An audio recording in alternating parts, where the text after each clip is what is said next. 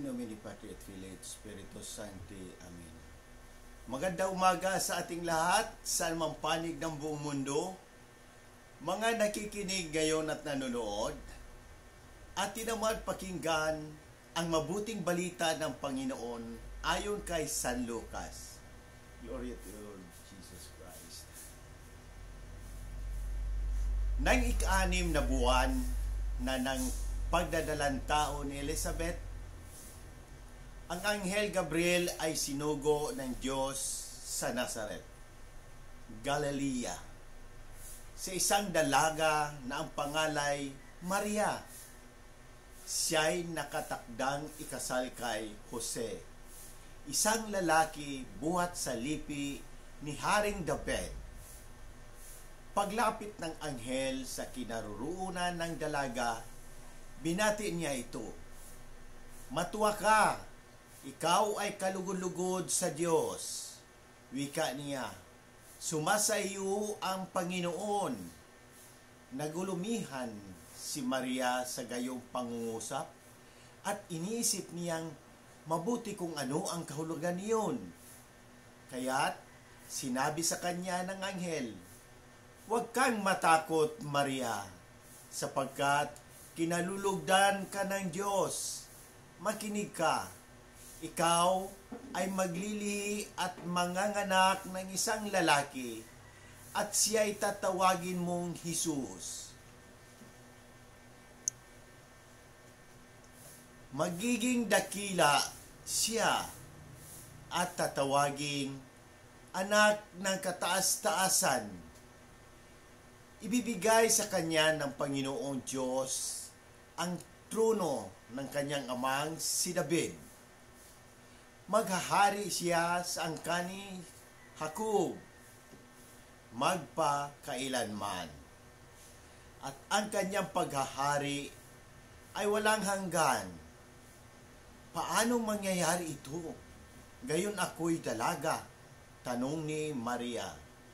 Sumagot ang anghel, "Bababa sa iyo ang Espiritu Santo at liliman ka ng kapangyarihan ng kataas-taasan. Kaya't banal ang ipapanganak mo at tatawaging anak ng Diyos. Natatandaan mo ang iyong kamag-anak na si Elizabeth? Alam ng lahat na siya ay baog, ngunit naglihi siya sa kabila ng kanyang katandaan, at ngayon ika-6 na buwan na ang kanyang pagdadalang tao, sapagkat walang hindi mapangyayari ang Diyos." Sumagot si Maria, "Ako'y alipin ng Panginoon. Mangyari sa akin ang iyong sinabi." At nilisan siya ng anghel. Ang mabuting balita ng Panginoon. Praise to you, Lord Jesus Christ.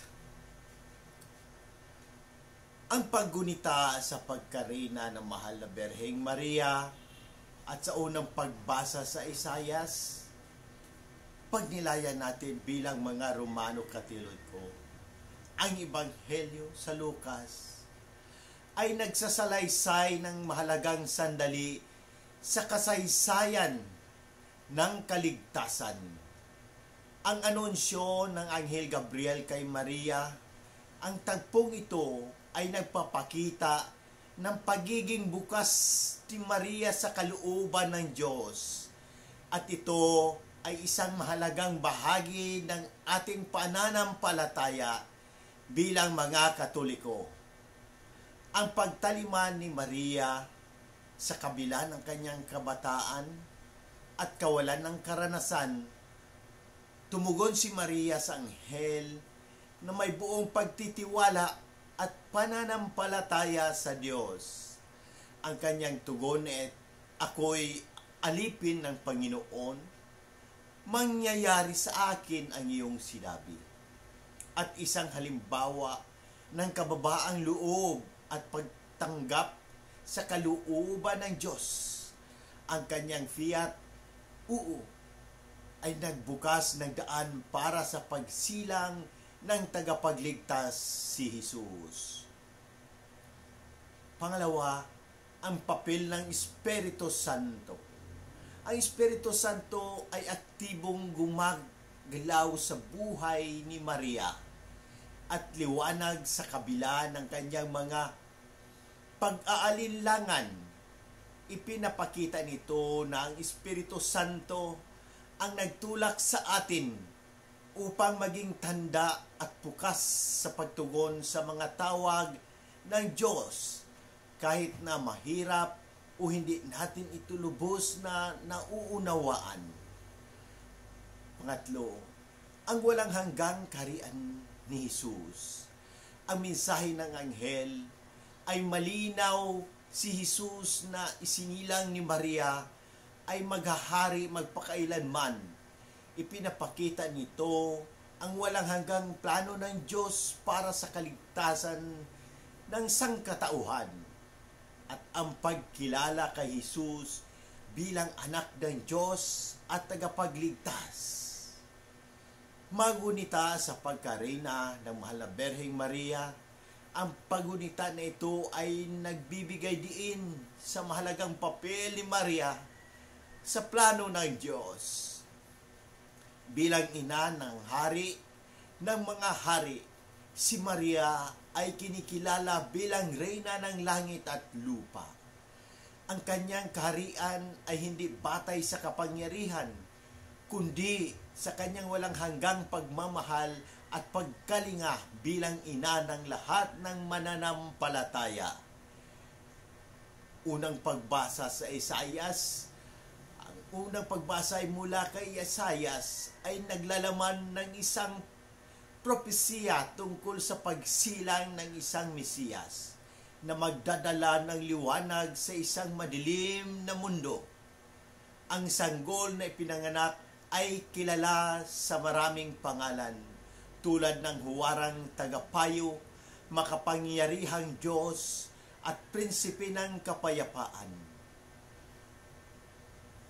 Ang mga pangalan at titulo ng Mesiyas na ito ay nagpapahayag ng kanyang ganap na papel sa kaligtasan at sa pagbibigay ng kapayapaan at katarungan sa kanyang bayan.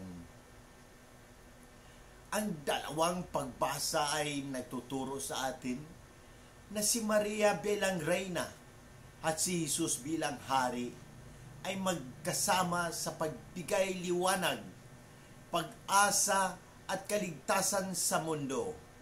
Tayo bilang mga tagasunod ni Kristo ay tinatawag na magtiwala tulad ni Maria sa dakilang plano ng Diyos para sa ating buhay. Sa muli, hinihikayat ko ang lahat, Katoliko man o hindi, na magtanong at pagnilayan ang mensahe ng Ebanghilyong ito. Kung may mga katanungan kayo tungkol sa pananampalataya, ang ating simbahan o sa anumang aspeto ng ating buhay, bukas ang aking puso na sagutin ang mga ito.